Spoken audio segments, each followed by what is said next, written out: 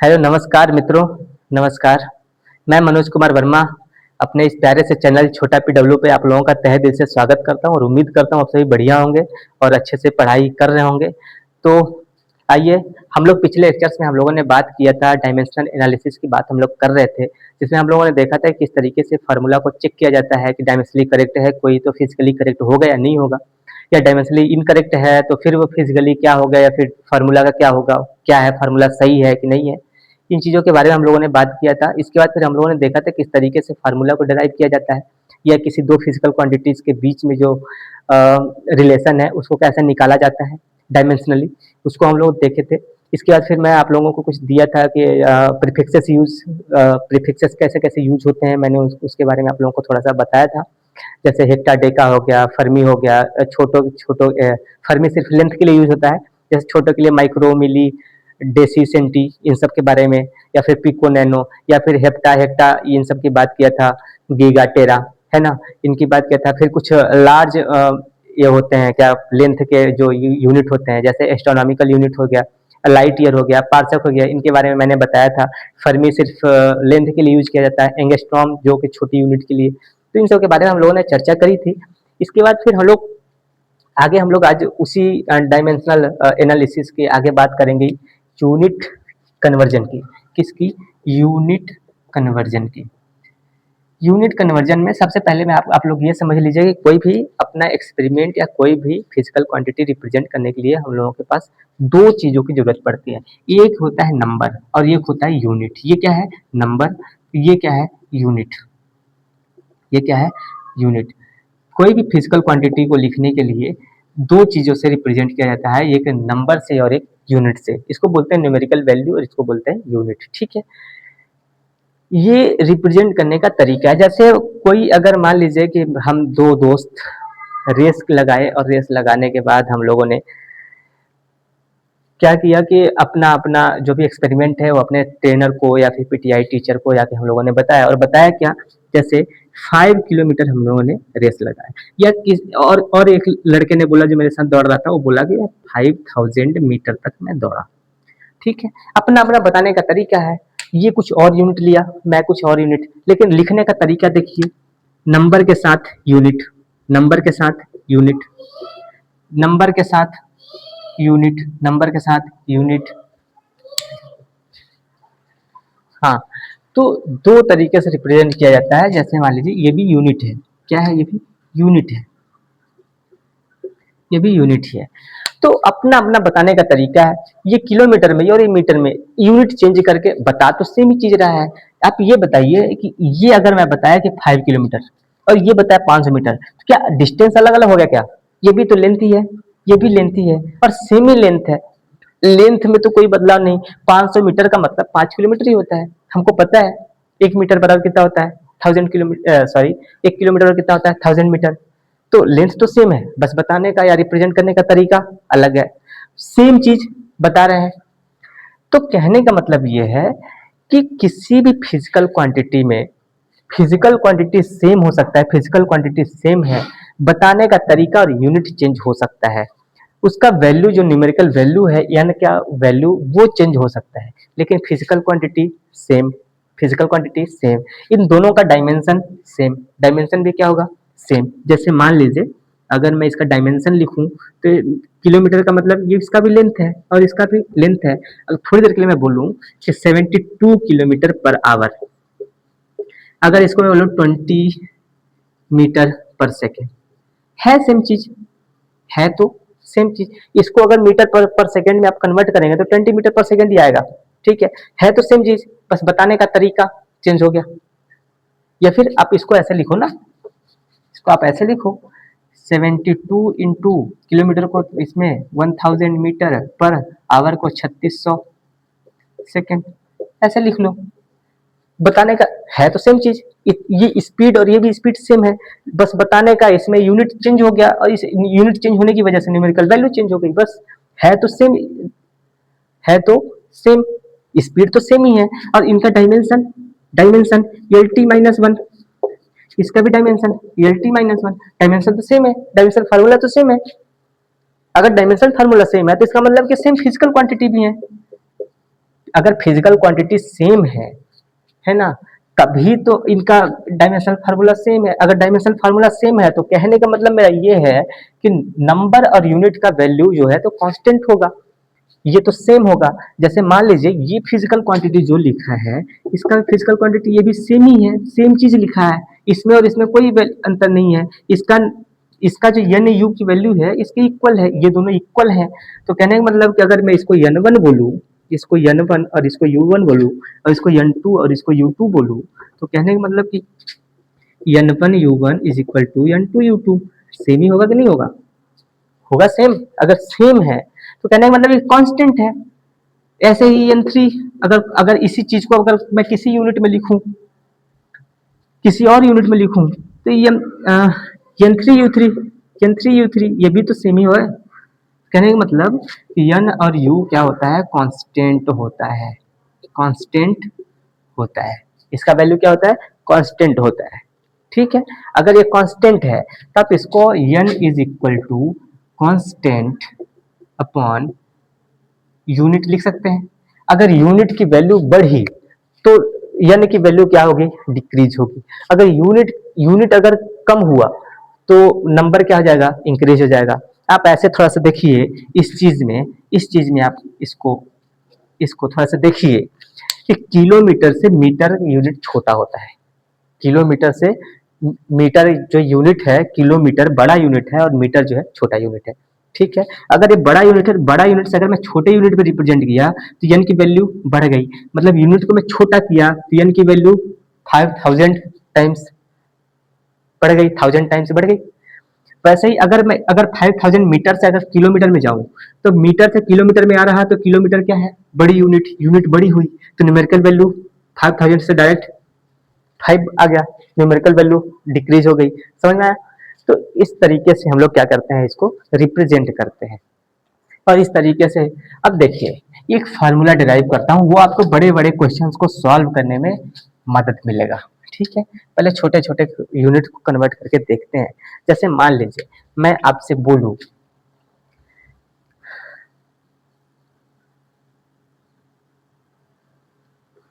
100 metre को centimetre में convert कीजिए, कन्वर्ट कीजिए, कन्वर्ट इन सेंटीमीटर। ठीक है, ये ऐसा यूनिट है, इसको सीजीएस यूनिट में इसमें इसमें कन्वर्ट करना है सेंटीमीटर में। कैसे करोगे आप? कैसे करोगे? मान लीजिए 100 मीटर है, इसमें अगर सेंटीमीटर में कन्वर्ट करेंगे तो कुछ तो वैल्यू आएगी। इसमें 100 क्या है? n1, मीटर क्या है? u1, क्योंकि यूनिट है। इसमें n2 कुछ होगा, इसमें यूनिट दिया है सेंटीमीटर, मतलब कि u2 दिया है। ठीक है, n1 u1 n2 u2 ये दिया है। आप n2 का वैल्यू x मानो, क्या मानो? x मानो। तो n2 is equal to, let n2 is equal to x। ठीक है, x, तो यहाँ पे x सेंटीमीटर हमने मान लिया। ये क्या है? n2 और ये क्या है? u2, क्या है? u2। ठीक है, अब n2 की इक्वल टू क्या हो जाएगा? n1 u1 अपॉन, इसको इस साइड ले आओ तो u2 आ जाएगा, ऐसा लिख सकते हैं। n2 is equal to n1 u1 क्या है? 100 मीटर। ठीक है, ये इस साइड u2 है सेंटीमीटर, 1 मीटर बराबर 100 सेंटीमीटर, तो 100 मीटर बराबर कितना आ जाएगा? यहाँ पे सेंटीमीटर आया है, यहाँ पे सेंटीमीटर आ गया, बस सीधे से एक मिनट, यहाँ पे सेंटीमीटर आ गया। अब बताओ 100 मीटर बराबर, 1 मीटर बराबर 100 सेंटीमीटर होता है, तो 100 मीटर बराबर कितना हो जाएगा? 10,000 आ जाएगा। Centimetre upon centimetre, centimetre centimetre cancel, तो कितना बचा? n2 is equal to 10,000, 10,000। तो यहाँ पे n2 का वैल्यू मतलब कि x की वैल्यू आ गई 10,000, तो यहाँ पे 10,000 लिख दो, 10 की पावर 4 इतना सेंटीमीटर, मतलब 100 मीटर बराबर 10 की पावर 4 सेंटीमीटर आ जाएगा। ये इसका वैल्यू आ गया। ऐसे यूनिट कन्वर्ट किया जा सकता है। ठीक है, जिसको करने आता है, मैं तो क्या बता रहा हूँ, स्टेप्स बता रहा हूँ कैसे किया जा सकता है। जिसको आता है तो डायरेक्ट कर लेता है वो, है ना, वो तो डायरेक्ट कर लेता है कि 1 मीटर बराबर 100 सेंटीमीटर, तो 100 मीटर बराबर कितना आ जाएगा? 10,000 सेंटीमीटर, बस बात खत्म। ऐसे, है ना। यहीं पे अगर मैं बात करूं, कि जैसे मान लीजिए 1 न्यूटन है, इसको ये क्या है, एसआई यूनिट, एसआई यूनिट, इसको कन्वर्ट कीजिए सीजीएस में, या फिर जिसको बोलते हैं हम लोग सीजीएस को क्या बोलते हैं, डायन। ठीक है, न्यूटन के सीजीएस यूनिट को क्या बोलते हैं, डायन। एसआई यूनिट से सीजीएस यूनिट में कन्वर्ट कीजिए। मैं आप लोगों को पुराने लेक्चर्स में मैंने आप लोगों को बताया था कि 1 न्यूटन को अगर अलग अलग यूनिट्स में लिखे हैं तो क्या होता है, केजी मीटर पर सेकंड स्क्वायर। ये केजी मीटर पर सेकंड स्क्वायर, इसी को क्या बोलते हैं, न्यूटन। 1 न्यूटन मतलब 1 केजी मीटर पर सेकंड स्क्वायर। इसको किस में कन्वर्ट करना है, मान लीजिए यक्स, ये क्या हो गया, ये n1 है, ये u1 है, ये यक्स मान लीजिए n2 है, और सीजीएस यूनिट में कन्वर्ट करना है तो सीजीएस को कैसे लिख सकते हैं, इसी को ग्राम सेंटीमीटर पर सेकंड स्क्वायर ऐसा लिख सकते हैं। ये क्या है, u2 है। ठीक है, ठीक है, इसको किस में कन्वर्ट करना है, डायन में। अब इसको लिखना शुरू कीजिए। 1 केजी को अगर ग्राम में लिखेंगे तो क्या करेंगे, 1000 ग्राम। मीटर को सेंटीमीटर में करना है तो मीटर मतलब 100 सेंटीमीटर पर second square is equal to, यहाँ पे इज इक्वल टू का साइन मारो, is equal to x gram centimetre पर सेकेंड स्क्वायर। सेकेंड स्क्वायर से सेकेंड स्क्वायर कैंसिल, सेंटीमीटर से सेंटीमीटर कैंसिल, ग्राम से ग्राम कैंसिल, कितना बचा, 1 into 1000 into 100 is equal to x. तो एक्स इज इक्वल टू कितना हो गया, 1 2 3 4 5 10 की पावर 5। तो यहाँ पे एक्स की जगह पे क्या लिख दो, 10 की पावर 5। तो कहने का मतलब हो गया कि 1 न्यूटन, ये किसका वैल्यू था, 1 न्यूटन का, तो 1 न्यूटन बराबर कितना गया, 10 की पावर 5 ग्राम सेंटीमीटर पर सेकंड स्क्वायर। इसी को हम लोग क्या बोलते हैं, ग्राम सेंटीमीटर पर सेकंड स्क्वायर को क्या बोलते हैं, डायन। तो कहने का मतलब कि 10 की पावर 5 डायन भी हम लोग लिख सकते हैं कि नहीं, सही से बताइए। ठीक है, 10 की पावर 5 डायन। यहीं पर अगर मैं एक चीज और बोलूं, एक सवाल आप, अगर मैं बोलूं कि 1 जूल को आप लोग सीजीएस में कन्वर्ट कीजिए, ये है एसआई यूनिट, ये है सीजीएस यूनिट, इसमें कन्वर्ट कीजिए फटाफट से, ट्राई मारो। ठीक है, मैं करता हूँ। जूल को हम लोग कैसे लिख सकते हैं, 1 जूल को अलग अलग यूनिट में लिखे तो कैसे, केजी मीटर स्क्वायर पर सेकंड स्क्वायर ऐसा लिखते हैं। ये यहाँ पे ये नहीं है यार, थोड़ा सा लिखने का आदत बन गया है।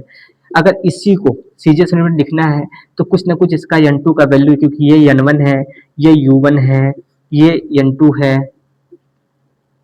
ये क्या है, n2 है, और यहाँ पे इसका यूनिट क्या आ जाएगा सीजीएस में, केजी मीटर स्क्वायर पर सेकंड स्क्वायर को सीजीएस में क्या लिखेंगे, ग्राम सेंटीमीटर का स्क्वायर पर सेकंड का स्क्वायर। ये क्या आ गया, अब क्या आ गया, यूनिट 2 u2। ठीक है, इसको कन्वर्ट करना है तो सबसे पहले n1 को 1 केजी को सीजीएस में कन्वर्ट करेंगे तो 1 केजी बराबर कितना होता है, 1 केजी बराबर 1000 ग्राम, 1000 ग्राम होता है। तो यहाँ पे 1000 ग्राम लिखो, 1000 ग्राम। ठीक है, 1 मीटर बराबर 100 सेंटीमीटर होता है, तो 1 मीटर स्क्वायर बराबर 100 सेंटीमीटर का स्क्वायर। ठीक है, अपॉन सेकेंड का square is equal to x का है, n2 है, यही तो निकालना है, ग्राम सेंटीमीटर का स्क्वायर पर सेकेंड का square. Second square cancel, centimetre के स्क्वायर कैंसिल, ग्राम से ग्राम कैंसिल, तो क्या हो जाएगा, 1 2 3 1000 इंटू 100 का स्क्वायर बचा है अभी यक्स। तो यक्स का वैल्यू कितना निकल के आया, 3, ये और ये कितना हो जाएगा, 10,000 मतलब 10 की पावर 4, तो 4 एंड 3 कितना हो जाएगा, x इक्वल टू 10 की power 7 centi gram centimetre square पर सेकंड स्क्वायर। इसी ग्राम सेंटीमीटर स्क्वायर पर सेकंड स्क्वायर को हम लोग क्या बोलते हैं, अर्ग। तो x इज इक्वल टू कितना हो जाएगा, 10 की पावर 7 अर्ग, कितना हो जाएगा, 10 की पावर 7 अर्ग। तो यहाँ पे कितना लिख देंगे, 10 की पावर 7, और इसको क्या बोलते हैं, अर्ग, ऐसे लिखा जा सकता है। ठीक है, 10 की पावर 7 अर्ग। तो 1 जूल बराबर कितना होता है, हम लोगों ने कितना देखा, 1 जूल बराबर 10 की पावर 7 अर्ग। 1 न्यूटन बराबर क्या देखा, 10 की पावर 5 डायन। डायन नहीं है, डाइन है, जो भी पढ़ो आप, प्रोनाउंसिएशन आपको करना है, ठीक है। ये समझ में आया क्या? इतना समझ में आया? फटाफट से बताइए और देखिए फटाफट से, ठीक है। आगे बढ़ते हैं, कुछ देखते हैं क्वेश्चंस। आगे देखिए, एक एक फार्मूला मैं बता रहा हूँ आपको। वो वैसे छोटे छोटे सवाल तो वैसे ही बन जाएंगे, N1 U1 से आप कर सकते हैं, लेकिन अगर वो याद हो जाए तो उससे बेटर कुछ है नहीं। वो बड़े बड़े सवालों में भी आपको गिरने नहीं देगा, सवाल गलत नहीं होने देगा। कैसे, आइए देखते हैं। N1 U1 is equal to N2 U2 हम लोगों ने देखा। क्या देखा? N1 U1 N2 U2 मतलब सेम होते हैं, क्योंकि फिजिकल क्वांटिटी सेम है। पहले तो इनको आप ये लिख लीजिए, ये मान लीजिए 5 मीटर मैंने लिखा था और 500 सेंटीमीटर, तो फिजिकल क्वांटिटी तो सेम है, फिजिकल क्वांटिटी सेम है, इनका डायमेंशन भी सेम है। बस क्या बदला है? यूनिट, यूनिट और न्यूमेरिकल वैल्यू। कहने का मतलब कि किसी भी फिजिकल क्वांटिटी का जब यूनिट बदलता है, if unit unit are changed,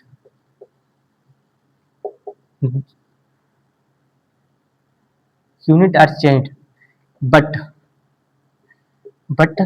physical quantity remains same, physical quantity dimension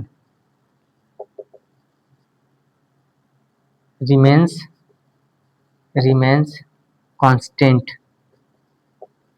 or same, only unit and numerical value are changed।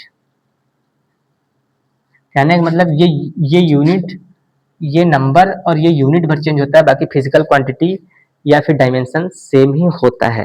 तो कहने का मतलब कि N1 U1 है, अगर N1 U1 N2 U2 है, तो ये फिजिकल क्वांटिटी तो सेम है, सिर्फ नंबर तो चेंज होगा, नंबर चेंज होगा और यूनिट चेंज होगा, लेकिन डायमेंशन तो सेम होगा। तो इसका डायमेंशन मान लीजिए मैं लिख रहा हूँ MALBTC, इसका डायमेंशन ये है U1 का, यहाँ पे 1 लिख देते हैं।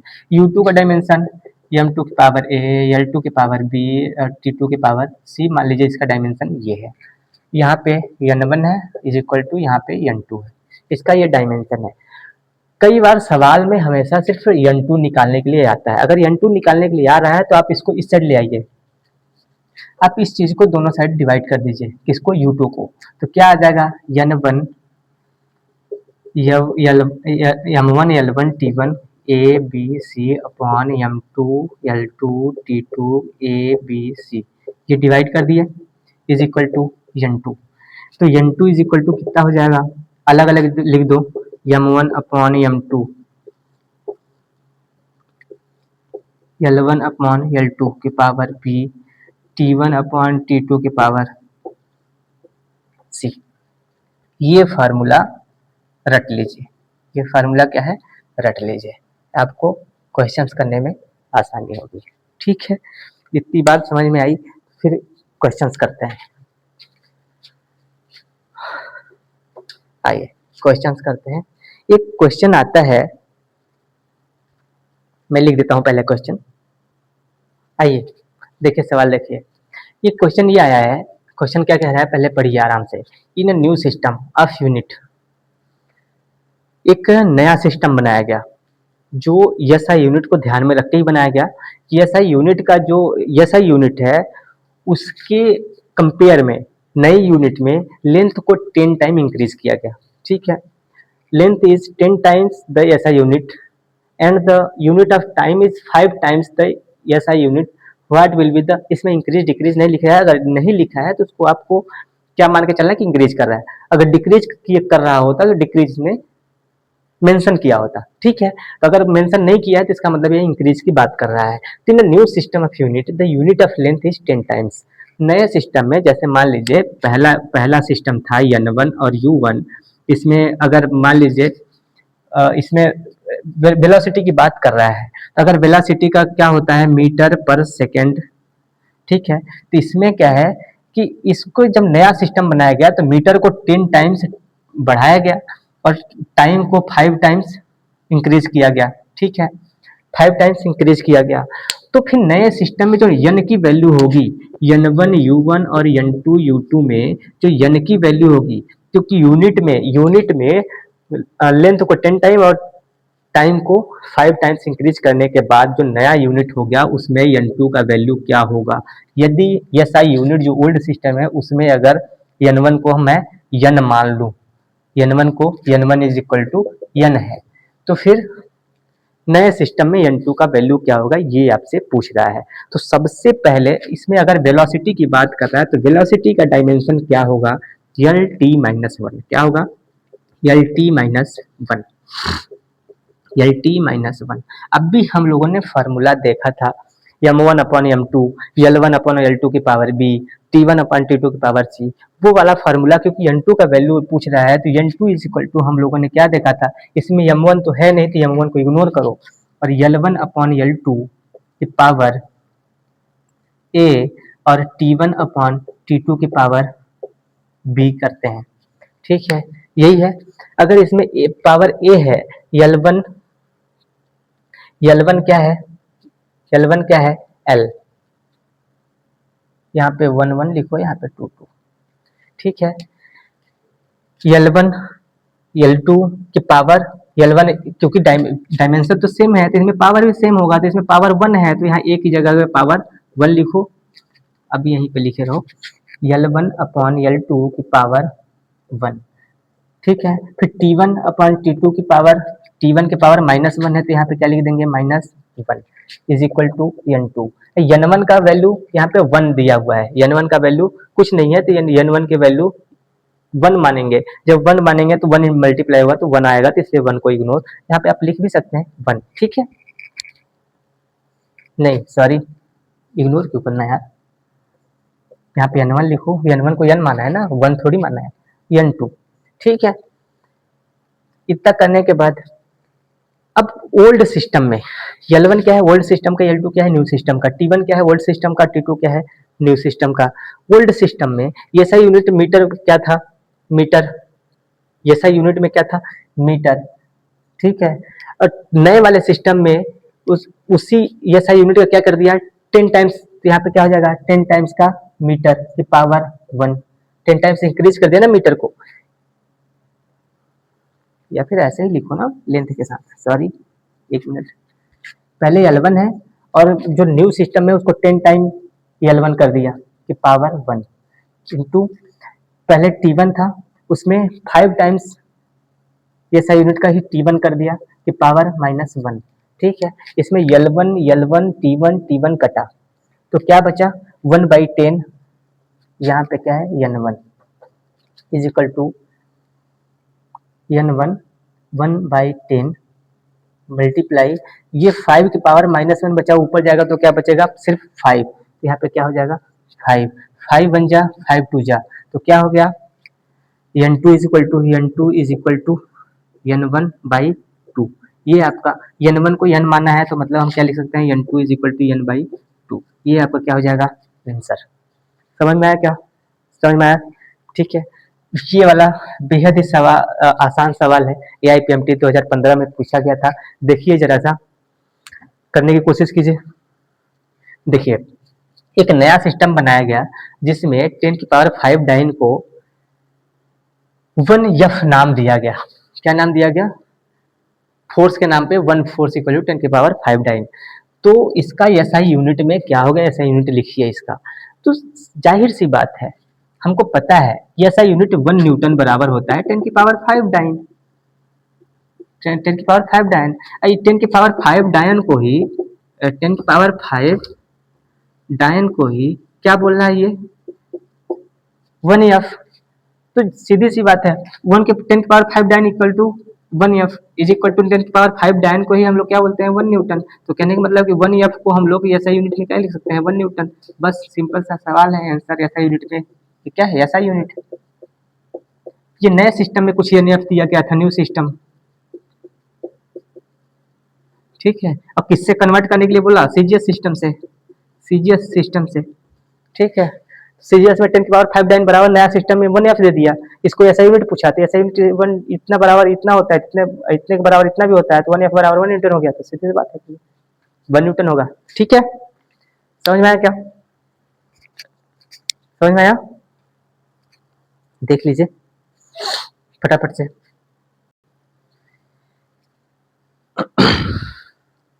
मैं आपसे एक सवाल पूछ रहा हूँ। एक सवाल है कि मान लीजिए आपके घड़ी में अभी एग्जैक्ट टाइम कितना हो रहा है, जो भी है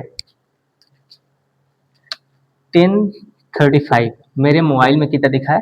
10:35, 10:35। ठीक है, मेरे घड़ी में इतना टाइम दिखाया। अगर मैं बोलूं क्या ये एग्जैक्ट टाइम है, क्या ये एग्जैक्ट टाइम है? आप बोलोगे हाँ, मैं बोलूंगा ना, नहीं, ये एग्जैक्ट टाइम नहीं है।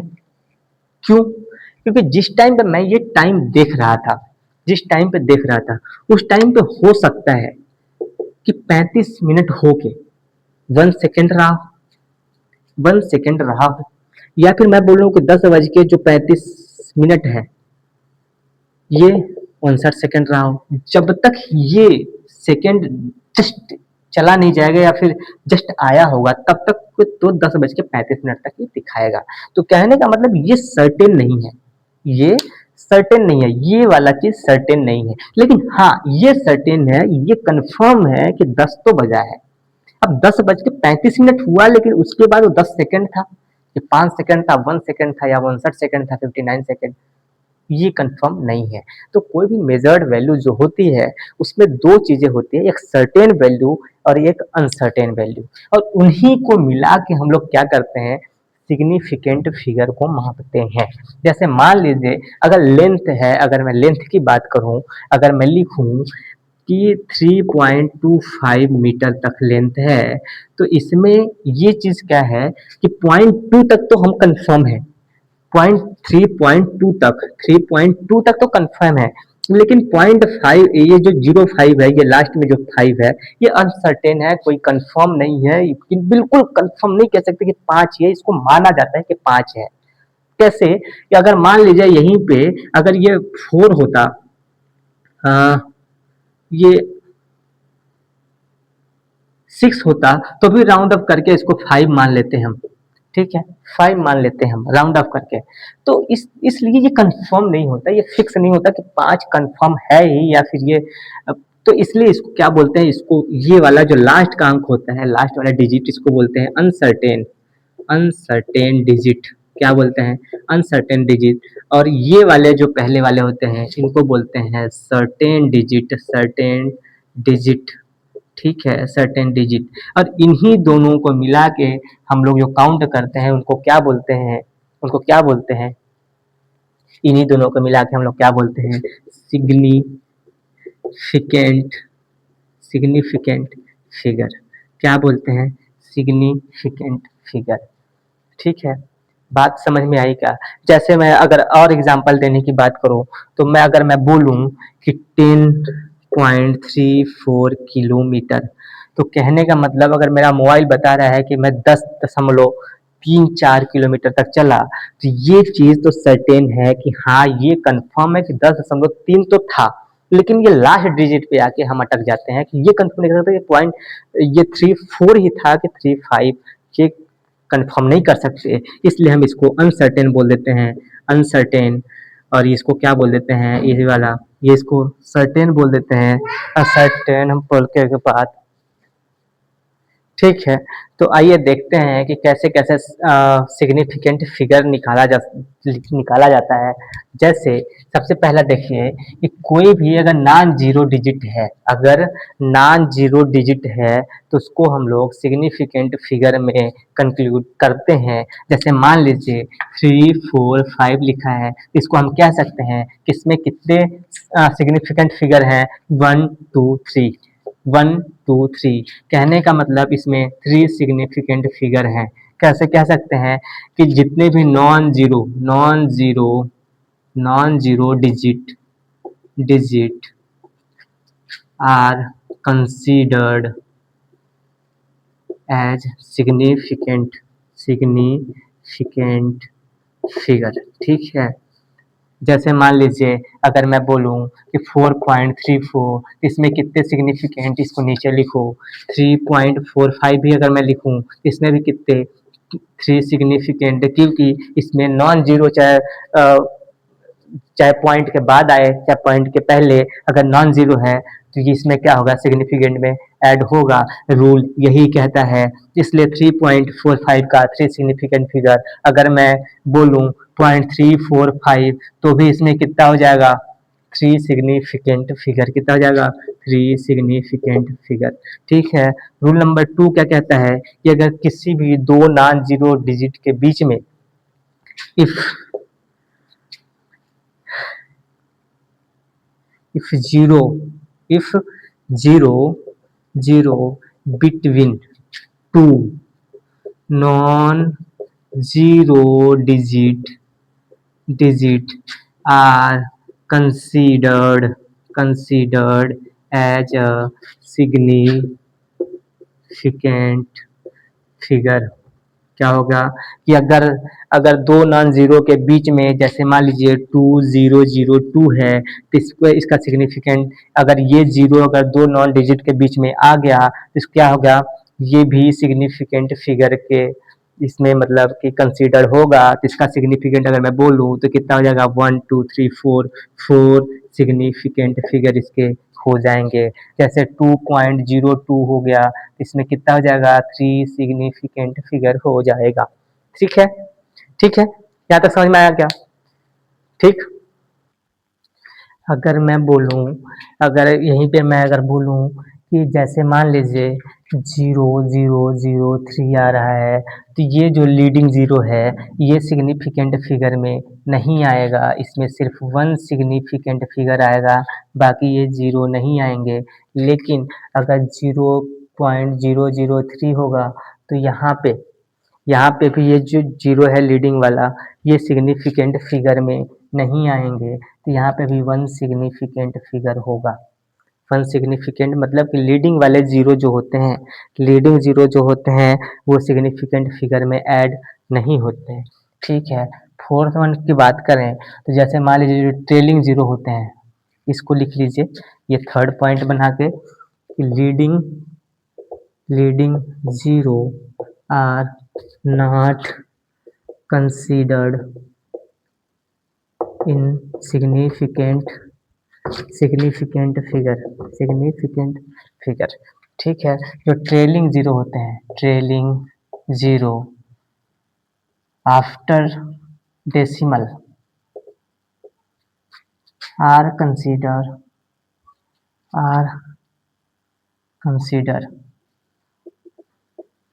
As significant figure. ठीक है। जैसे जैसे 5.00 है तो इसमें 3 सिग्निफिकेंट फिगर आ जाएगा। इसमें क्या आ जाएगा, 3 सिग्निफिकेंट फिगर आ जाएगा। ठीक है, 3 सिग्निफिकेंट। लेकिन अगर यहीं पे मैं बोलूँ कि ट्रेलिंग जीरो विदाउट डेसिमल जैसे 5000 है, तो इसमें ये जीरो सिग्निफिकेंट में नहीं, तो यहाँ पे 1 सिग्निफिकेंट फिगर आ जाएगा। ठीक है, यहाँ पे 1 सिग्निफिकेंट फिगर आ जाएगा। कुछ ऐसे भी होते हैं, जैसे मान लीजिए कुछ कांस्टेंट वैल्यू होती है,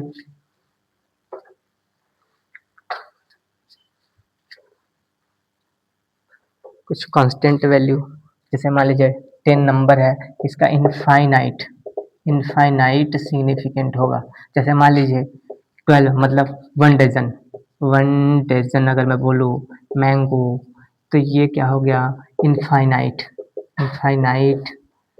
सिग्निफिकेंट फिगर। फिर एक आता है साइंटिफिक नोटेशन। साइंटिफिक नोटेशन में क्या होता है, इसको लिख लीजिएगा। इसका साइंटिफिक नोटेशन में क्या होता है कि a इंटू 10⁻n, इसके टर्म्स में लिखने के लिए क्या होता है, scientific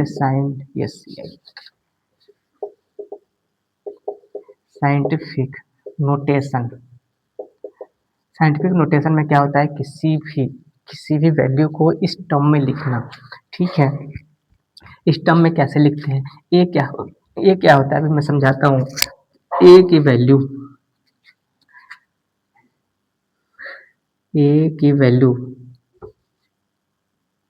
the value of a is between 1 to 10। सिर्फ 1 से 10 के बीच में a की वैल्यू होगी और बाकी जितना भी जाएगा डेसिमल इस साइड या उस साइड बाकी सब पावर में चला जाएगा। इसको अगर डेसिमल मूव कैसे, अगर लेफ्ट साइड में गया तो डेसिमल पॉजिटिव होगा। अगर अगर ये राइट साइड में मूव कर रहा है तो पावर नेगेटिव होगा और अगर लेफ्ट साइड में मूव कर रहा है तो पावर क्या होगा, पॉजिटिव होगा। ठीक है, पावर क्या होगा, पॉजिटिव होगा। ठीक है, जैसे एग्जाम्पल के लिए अगर मैं बोलूँ 2500 इसको इस नोटेशन में लिखिए तो हम कैसे लिख सकते हैं 2500। यहाँ पे देखिए अगर ऐसा दिया है, अगर ऐसी वैल्यू दी है तो सबसे पहले डेसिमल आप यहाँ एज्यूम करो, यहाँ पे एज्यूम करो और उस डेसिमल को मूव करना शुरू करो। कहाँ तक, 1 से 10 के बीच में एक वैल्यू लाने के लिए। ए की वैल्यू 1 to 10 के बिटवीन में होनी चाहिए। तो कहाँ तक लेके आओगे, 2.5 तक, यहाँ तक। 1 से छोटी नहीं होनी चाहिए। अगर आप यहाँ तक ले आए तो 1 से छोटी हो जाएगी, तो यहाँ तक नहीं लेके आना, सिर्फ यहीं तक। ठीक है, आप इसको लेके आए तो कितने डिजिट लेके आए, 1 2 3, तो इंटू 10 की पावर। अब 3 तो लिखना है लेकिन ये 3 प्लस में होगा या माइनस में, तो हम लोगों ने किधर मूव किया, लेफ्ट साइड में, तो यहाँ पे पावर क्या हो जाएगा, पॉजिटिव। तो इसका क्या हो जाएगा 2.5 100 इंटू 10 की पावर प्लस 3। प्लस को आप चाहे लिखो प्लस या चाहे ना लिखो, कोई दिक्कत नहीं है। तो क्या हो गया, इसमें सिग्निफिकेंट फिगर देखिए कितना हो जाएगा। जो एक ये वैल्यू होता है, जैसे मान लीजिए 10 की पावर 3 है, ये सिग्निफिकेंट फिगर में ऐड नहीं होता है। ठीक है, इसका कोई सिग्निफिकेंट फिगर नहीं, तो सिर्फ इसका सिग्निफिकेंट फिगर, तो इसको कितना, मैंने क्या बताया था अभी फोर्थ पॉइंट में कि पॉइंट के बाद में जो भी जीरो आएंगे, ट्रेलिंग जीरो जो भी होंगे, वो सिग्निफिकेंट फिगर में ऐड होते हैं। तो कहने मतलब सिग्निफिकेंट फिगर 1 2 3 4, और ये नॉन जीरो वाले तो होंगे ही होंगे, तो 1 2 3 4, तो इसका 4 सिग्निफिकेंट फिगर आ जाएगा। समझ में आया? जैसे और बताएं, 3.4 3 इंटू टेन की पावर 2, इसको आप लोग ट्राई कीजिए, तो ट्राई कीजिए फटाफट से, इसको मैं मिटा रहा हूँ, ट्राई कीजिए, क्योंकि ए की वैल्यू ये ए है और ये 10 की पावर n है। ठीक है, मैंने क्या बोला था, ये 1 to 10 के बीच में इसका वैल्यू होनी चाहिए, ए की वैल्यू। तो डेसिमल को एक बार लेफ्ट साइड में मूव करवाओ, 3.34 इंटू 10 की पावर, एक बार 1 डिजिट आप इस साइड लेके आओ लेफ्ट साइड में, तो पॉजिटिव में वैल्यू बढ़ेगी, तो प्लस 3 हो जाएगा, तो ये 1 से बढ़ के क्या हो जाएगा 3। ठीक है, इसका वैल्यू क्या हो जाएगा 10 की पावर 3, ये वैल्यू। अब इसको देखिए आप, इसमें सिग्निफिकेंट फिगर निकालने के लिए, इसका सिग्निफिकेंट फिगर नहीं है और इसका सिग्निफिकेंट फिगर कितना हो जाएगा 1 2 3, 3 सिग्निफिकेंट फिगर आ जाएगा। समझ में आया क्या, यहाँ तक समझ में आया क्या? अगर सिग्निफिकेंट और साइंटिफिक नोटेशन आपको समझ में आ गया हो, ठीक है। बहुतों के मन में आ रहा होगा कि ये साइंटिफिक नोटेशन जरूरी क्यों है। साइंटिफिक नोटेशन जरूरी इसलिए है, जैसे मान लीजिए अगर मैं बोलूँ कि यहाँ से अर्थ, यहाँ से कोई बहुत दूर स्टार है, उसका जो है डिस्टेंस है 30000, आप लिखते जाओ वैसे 00000 मीटर। अब इसको कितनी बार आप लिखोगे, लिखने में अजीब नहीं लगेगा, कॉपी भर जाएंगे, फिर एक पेज तो इसी में भर जाएगा, फिर कहाँ लिखोगे आप। तो इनको आसान बनाने के लिए साइंटिफिक नोटेशन बनाया गया है कि नहीं, आप ऐसे भी लिख सकते हैं कि जितने जीरो हैं 1 2 3 4 5 6 7 8 9 10 13 14 15 16 17 18, 3 to 10 की पावर 18 आप मीटर, इसको ऐसे लिख सकते हो। लेकिन ए की वैल्यू 1 to 10 के बीच में होनी चाहिए। अगर मैं यहीं पे 33 लिखा होता तो 33 इंटू 10 की पावर आप 18 लिखते, एक डेसिमल और आप यहाँ ले आते और 10 की पावर यहाँ पे क्या कर देते 19, तो 3.3 इंटू 10 की पावर 19 मीटर आपका साइंटिफिक नोटेशन में छोटी से छोटी वैल्यू और बड़ी से बड़ी वैल्यू को एक अच्छे तरीके से ढंग से लिखने के लिए हम लोगों ने क्या इजाद किया, साइंटिफिक नोटेशन में लिखना शुरू किया ताकि पढ़ा हुआ समझ में आना चाहिए और कम स्पेस में अच्छे से लिखा जा सके, ठीक है? आसानी से समझा जा सके, आसानी से पढ़ा जा सके। इसको पढ़ना आप क्या पढ़ोगे? इकाई, दहाई, सैकड़ा, हज़ार पता नहीं कहाँ तक गया है, किसी को याद होना हो, लेकिन ये वैल्यू याद रखना बहुत आसान है, 3.3 × 10⁻19 की कोई वैल्यू नहीं है, याद नहीं करना, मैं बस एग्जांपल बता रहा हूँ, ठीक है? इसको याद नहीं करना है, ठीक? इस तरीके से हम लोग क्या कर सकते हैं, इसको समझ सकते हैं, ठीक है? आज के लिए इतना ही, बाकी हम लोग अगले लेक्चर में मिलते हैं फटाफट से। इसको रिवाइज़ कर लीजिएगा और देख लीजिएगा, फिर हम लोग अगले लेक्चर में मिलते हैं और अगले लेक्चर में हो सकेगा तो इसको यहीं पे कंप्लीट करेंगे और जो इरर्स वाले हैं, इरर्स वाले को एक अलग चैप्टर बना के, क्योंकि वो इनसे अगले लेक्चर से हम लोग शुरू करते हैं काइनेमेटिक्स, इसके बाद फिर हम लोग क्या करेंगे, इरर्स वाला फिर बीच में कहीं पे कर लेंगे, वो 1-2 लेक्चर में हो जाएगा, ठीक है ना? इस चैप्टर को पढ़ाते-पढ़ाते थोड़ा-सा टाइम भी हो गया, तो वो उसको थोड़ा-सा नया चैप्टर शुरू करते हैं, फिर बीच-बीच में इनको भी देख लेंगे, ठीक है? बहुत ज़्यादा बचा नहीं है, हो जाएगा।